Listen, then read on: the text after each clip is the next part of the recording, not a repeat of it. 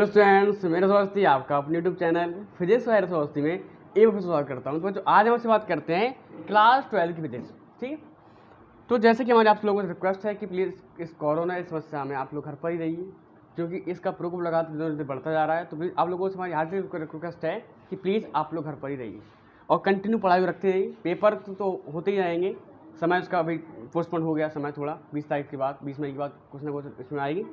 तो please continue पढ़ाई को बना रखिए। ठीक है, चलो तुम्हारे पास जो है कि अनंत विस्तार की समतल आवेशित अचालक प्लेट के कारण वैद्य क्षेत्र की तीव्रता। ठीक, बच्चों प्लेट कैसी है? हमारी समतल आवेशित प्लेट है, एक समतल आवेशित अचालक प्लेट, समतल आवेशित अचालक प्लेट।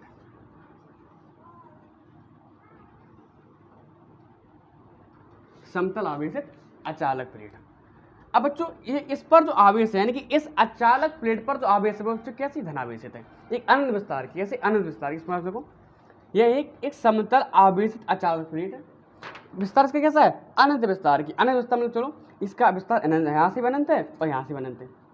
अनंत विस्तार की समतल, अनंत विस्तार की समतल, यहाँ से भी अनंत विस्तार इसका, यहाँ से। तो अनंत विस्तार की क्या है? अनंत विस्तार की समतल आवेशित अचालक प्लेट। कैसी? धनावेशित। अब धनावेशित है यानी कि हम जानते हैं जब किसी अचालक सतह यानी अचालक प्लेट पर अगर आवेश का वितरण होता है वह उसके संपूर्ण आयतन में होगा। कहाँ पर होगा? उसके संपूर्ण आयतन में। अब बच्चों प्लेट कैसी है? धनावेशित है।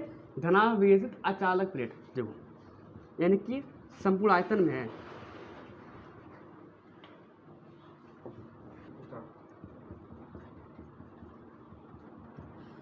हमारी कैसी प्लेट है? यह एक समतल आवेशित कैसी? धनावेशित अचालक प्लेट।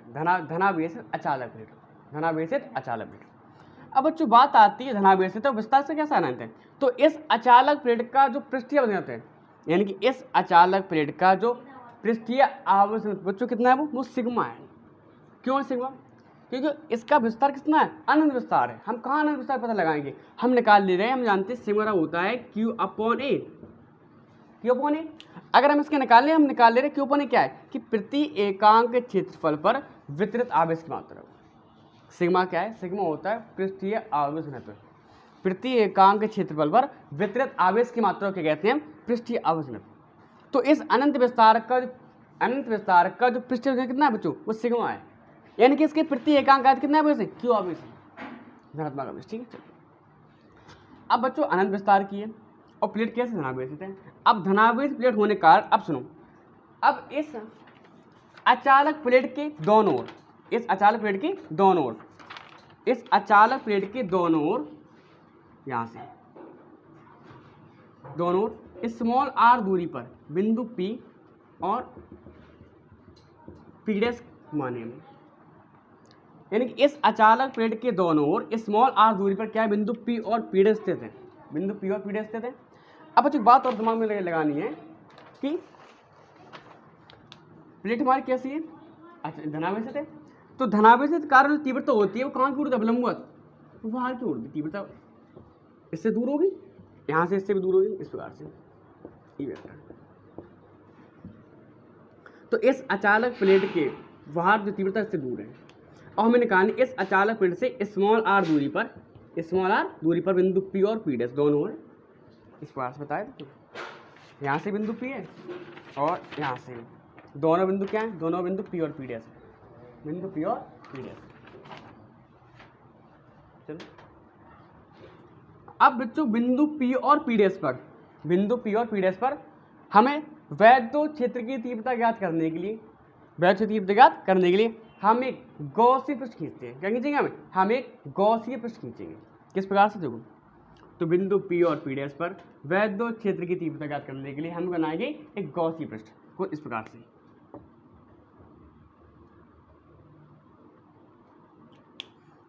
एक गॉसीय पृष्ठ।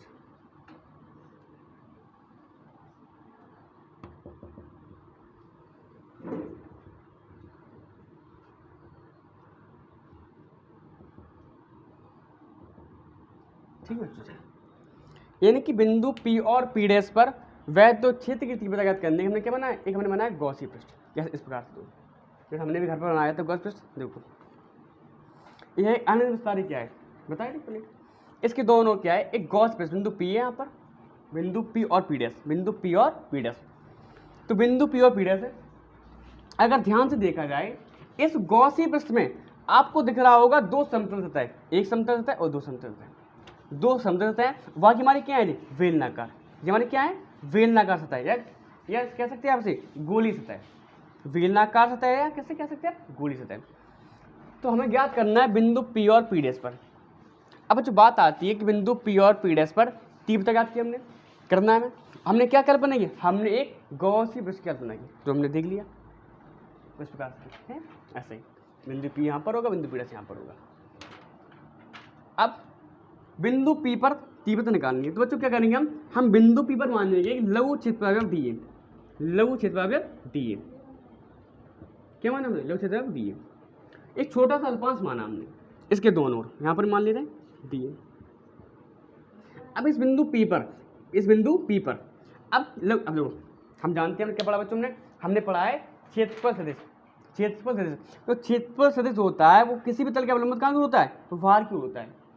ठीक, अब इसी प्रकार से यहाँ पर छोटा अवयव dA, अब इस dA के कारण जो क्षेत्रफल सदिश होगा अवलंबित कहाँ की होगा, भार की। इसकी भी देख ली यहाँ पर अवलंबित भार की। और जब बात तीव्रता की आएगी तो इस बिंदु P और P डैश पर जो वैद्युत क्षेत्र की तीव्रता होगी उससे दूर होगी। जो बताए थे इस अचल पृष्ठ क्या होती है, दूर होती है। ई वेक्टर में यहाँ क्यों होगा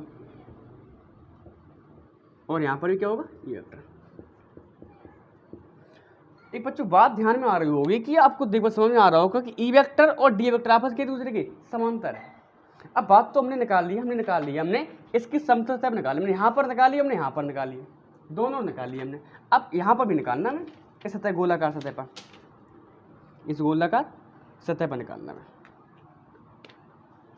यहाँ पर। इस पर कितना होगा, मानो हमने यहाँ पर मान लिया है छोटा लघु अल्पांश dA, यहाँ पर मान लिया dA। अब लघु अल्पांश हमने माना है, तो देखो अब लघु अल्पांश माना हमने, तो यहाँ पर क्या होगा, इसका क्षेत्रफल dA वेक्टर होगा और यहाँ पर क्या होगा अवलंबित भार की dA।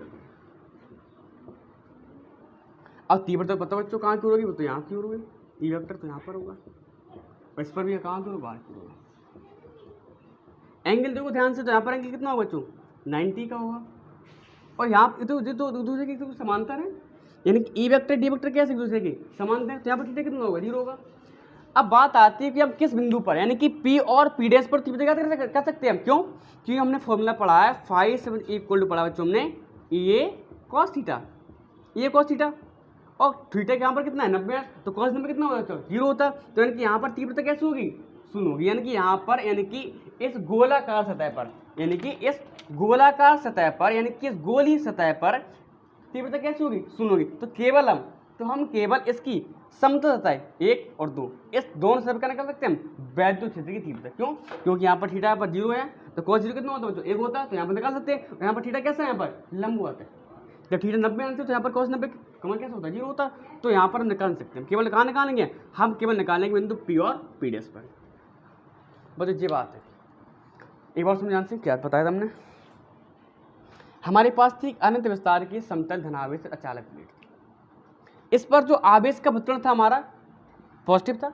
अब आवेश वितरण है इसके संपूर्ण आयतन में, बता चुके जब कोई अचालक प्लेट होती है तो अचालक प्लेट पर जो आवेश का वितरण होता है उसके संपूर्ण आयतन में होता है।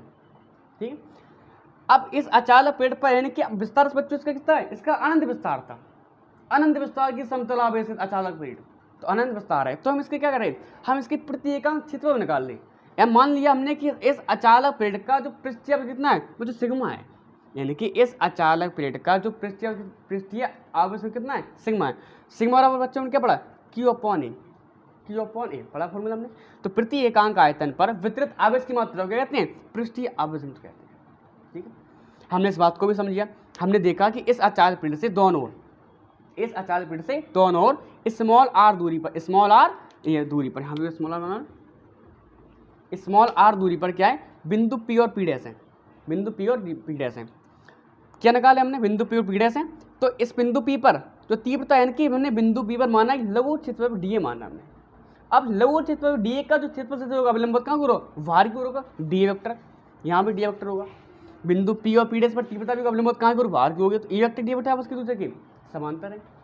हमारे मन में एक बात आई थी कि हमने अगर समतल सतह पर निकाल सकते तो इसकी बेलने सतह यानी कि इसकी तो बेलने का सतह कितना होगा, अगर हम इसकी समतल सतह पर निकालेंगे तो इसकी बेलने का सतह कितना होगा, ये तो बेलने का सतह है, इस पर तीव्रता कितनी होगी, ये भी तो बात इंपॉर्टेंट है, इसको समझना चाहिए।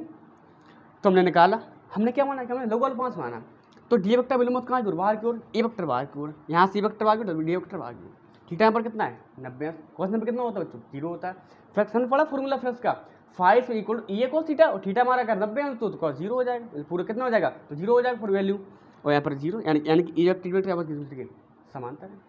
बच्चों यह कंडीशन है, तो हमें लगता है इस बात समझ में आ गया। चलो इसके बाद बात करते हैं डेरिवेशन की। तो चलो निकालेंगे हम इसका डेरिवेशन फुल को, देखो क्या कि लघु क्षेत्रफल अवयव डी ए से, इस डी ए से गुजरने वाला कुल वैध फ्लक्स। बात में दिमाग में कॉन्सेप्ट सेट है कि हमने केवल यहाँ बिंदु पी और पी डैश निकालेंगे, क्योंकि यहाँ पर दोनों समांतर हैं, यहाँ तो निकालेंगे नहीं हम क्योंकि लंबवत है, ठीक।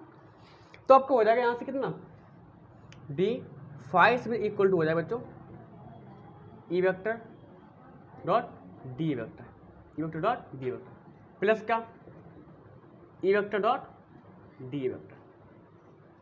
जो चौथी बात हमारी कहाँ करें जी, हमारी बात है लघु के लिए ए वेक्टर डॉट डी वेक्टर, ए vector dot D vector.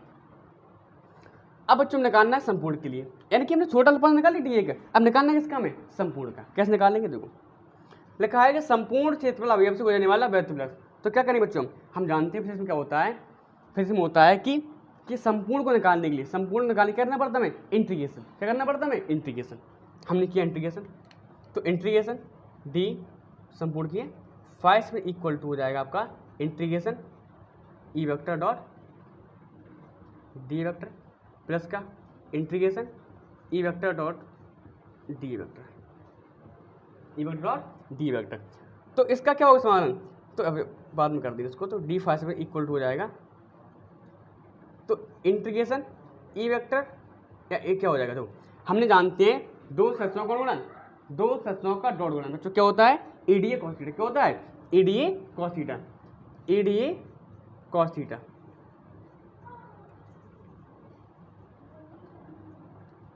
EDA cos theta plus का इंटीग्रेशन यहाँ पर कितना क्या हो जाएगा EDA cos theta, EDA cos theta, दो सदस्यों का डॉट क्या बच्चों ईडीए कॉस थीटा। अब सुनो बच्चों यहाँ पर थीटा का मान, और थीटा का मान डिपेंड बता चुके थे पहले से कि थीटा का मान डिपेंड करता है ई व डी ए के बीच बना कौन। तो थीटा यहाँ पर क्या है, यहाँ पर थीटा आपका है, थीटा क्या है ई वेक्टर व डी ए वेक्टर के बीच बना कौन, बीच बना कौन।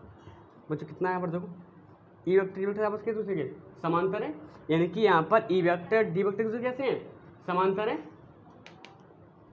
कैसे समांतर है। तो ये वेक्टर थीटा क्या पर क्या है ई वेक्टर व डी वेक्टर बीच बना कौन।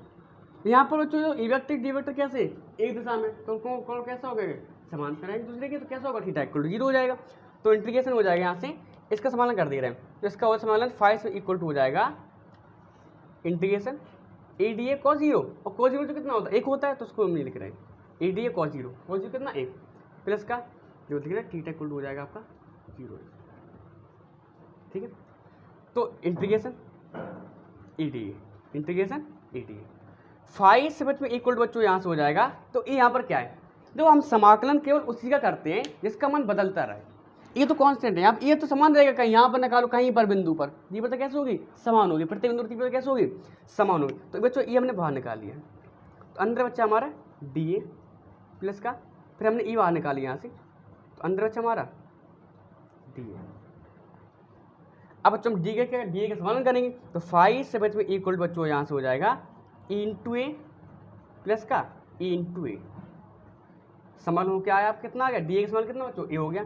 तो 5 से बच्चों इक्वल टू बच्चों यहाँ से हो जाएगा 2 ई इंटू ए, 2 ई इंटू ए। हमने बच्चों पढ़ा है गॉस की प्रमेय, गॉस की प्रमेय से, गॉस की प्रमेय से 5 में इक्वल टू बच्चों होता है क्यू अपॉन एप्सिलॉन 0, तो क्यू अपॉन एप्सिलॉन 0, तो यहाँ रखो बच्चों वैल्यू पुट करो यहाँ से, तो Q upon epsilon 0 equal to होता है 2 ई इंटू ए, 2 ई इंटू ए, जो दिखाई दे रहा है, चलो ठीक, तो ए इंटू ए, तो बच्चों यहाँ से लो, चलो यहाँ लिख दे रहे हैं, शायद दिखाई दे नहीं रहा होगा, देखो यहाँ कर दे रहे हैं, यहाँ कर, तो Q upon sine 0 two A into A. एक बार मान चलो बच्चों, इसका हमने एरिया कितना माना था बच्चों, ए माना था हमने एरिया, तो ये लिखना यदि ए, हम जानते हैं कि इस अचालक प्लेट का जो पृष्ठ कितना है बच्चों, सिग्मा है, यदि ए पृष्ठ क्षेत्रफल का, ए पृष्ठ क्षेत्रफल पर वितरित आवेश मात्रा कितनी बच्चों, सिग्मा कूलम पर मीटर, वितरित आवेश की मात्रा कितनी है, सिग्मा कूलम पर मीटर स्क्वायर। हमने बच्चों पढ़ा सिग्मा बड़ा पढ़ा हमने क्यू अपॉन ए, तो यहाँ से निकालो क्यू बराबर हो जाएगा आपका सिग्मा इंटू ए, क्या हो जाएगा, सिग्मा इंटू ए।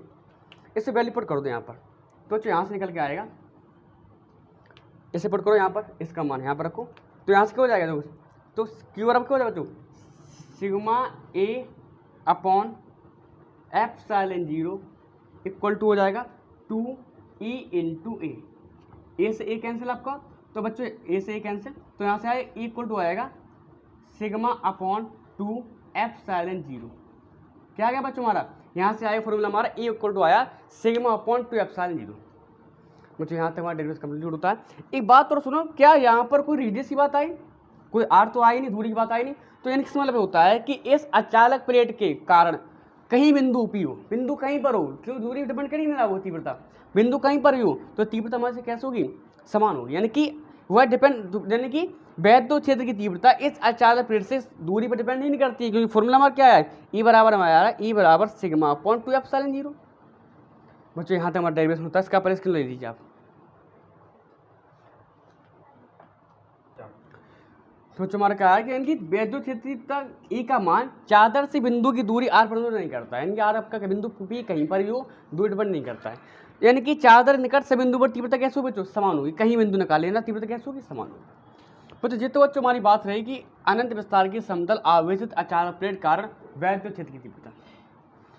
अगर बच्चों आपको लगा हो कि हमारे वीडियोज़ को आपको अच्छा देखने को मिला हो, यानी कि आप लगाओ कि आपको सीखने को मिला, तो प्लीज़ आप वीडियो को लाइक कीजिएगा और हमारे चैनल को सब्सक्राइब कर दीजिएगा, और दूसरे बच्चों को बताइएगा, जिससे कि देखो क्या है कि कोरोना समस्या लगातार बढ़ती जा रही, स्कूल का कोचिंग का पता नहीं कब क्या हो, तो अगर आप इस टाइम का फर्स्ट ईयर में हो, 11th में हो और इंटर में आ गए, इंटर में तो आ गए आप, तो इसकी प्रिपरेशन के लिए हमारे वीडियो पहले से डले हुए, बहुत से आधे वीडियो डले हुए हैं, सेकंड चैप्टर चल रहा है, कंटिन्यू वीडियो आपको मिलेगा, यानी कि प्रत्येक हर डेरिवेशन चैप्टर आपको मिलेगा, डेरिवेशन को मिलेगा आपको वीडियो कंटिन्यू, इसका आपका मेरा प्रोग्रेस है, ठीक।